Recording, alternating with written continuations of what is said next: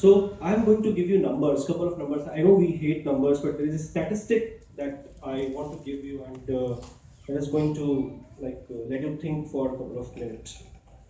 As of 2010, there are 1.1 billion motor vehicles in the world.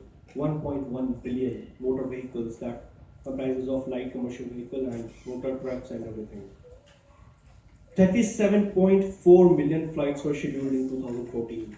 37.4 million flights, 2.7% higher than 2013. And every year this data is increasing 5% every year. That's roughly 1 lakh flight per day. That's roughly 1 lakh flight per day. Only United States road network exceeds 6.58 million kilometer in total length. I repeat, 6.58 million kilometer in total length. And that's 180 million kilometer globally. So what do you think, how many trees you need to cut down? How many forest reserves you need to clear to get these roads on the place? 1,15,000 kilometers of railway track in India alone. So 14 lakh kilometers of global railway network. 14 lakh kilometers of global railway network. I'm reading because I don't want to mess with these numbers. They need to be authentic. So 30 countries worldwide are operating 450 nuclear reactors for power generations. 450 nuclear power reactors. Do you think it's over? 450? No. You know how many? 45 countries are still in operation. They are coming with 150 nuclear power reactors still under construction. 3.89 into 10 to power 20. Scientific people will understand. 3.89 into 10 to power 20 joules. That is 12.3 terawatts of energy was consumed in 2013. We are consuming terawatts of energy. 16,000 nuclear weapons are ready in active state shared by 9 countries today.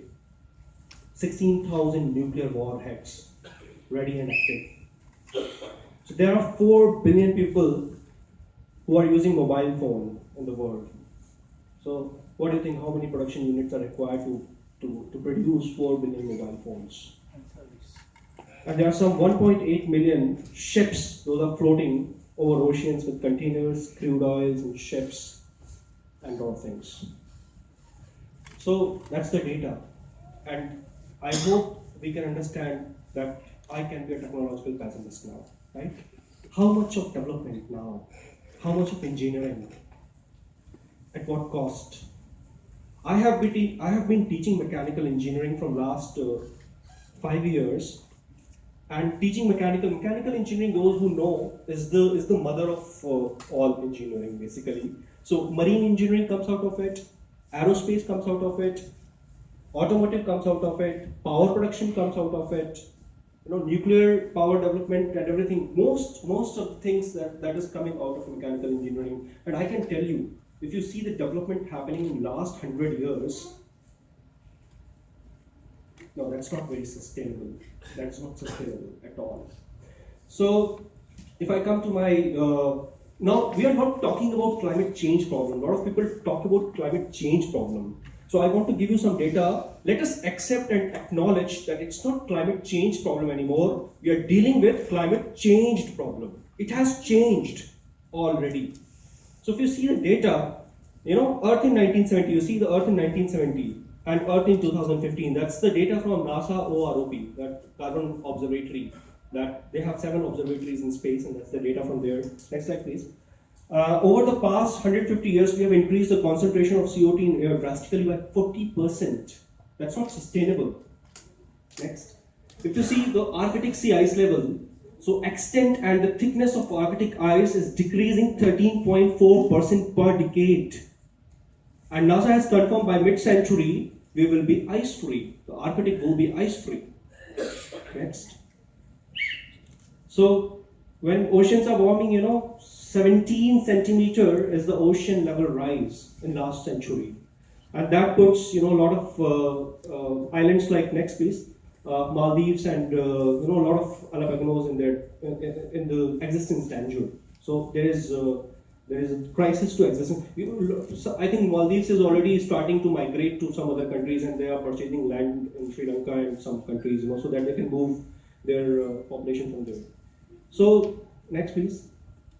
And when we are emitting a lot of carbon dioxide and a lot of greenhouse gases and everything, part of it goes to the forest reserves and part of it is absorbed by the oceans. So when oceans are absorbing it, they are becoming more and more saline. And when they are becoming more and more saline, marine ecosystem is collapsing.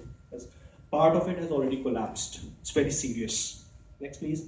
And some say, I meet people who are denying climate change. So if you see, these are the three different statistical curves and the data from three different, one in Japan, one in USA, and some other laboratory, one of the popular top laboratories, and this is what this agreement looks like. This is what this agreement looks like. Next, please. So,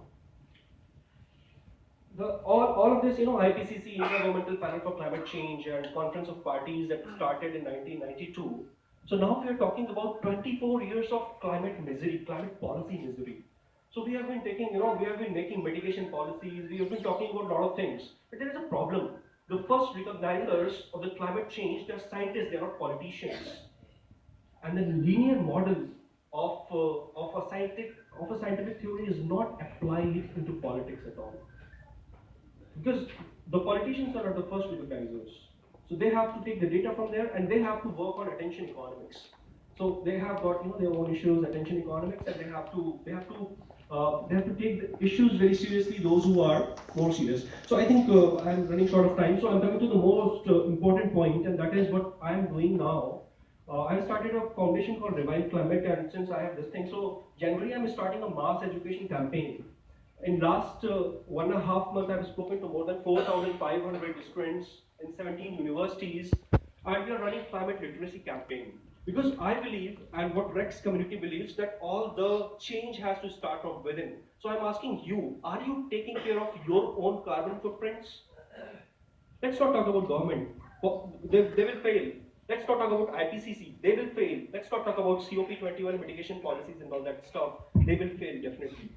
But are we talking about our carbon footprints? Like, we are 25, on an average, say the average age of this group is 40 years.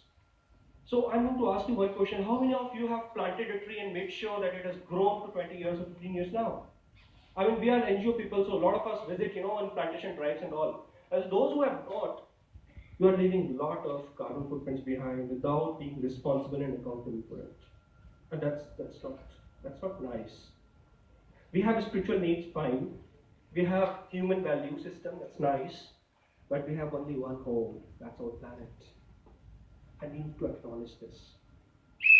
So I think the time is up, but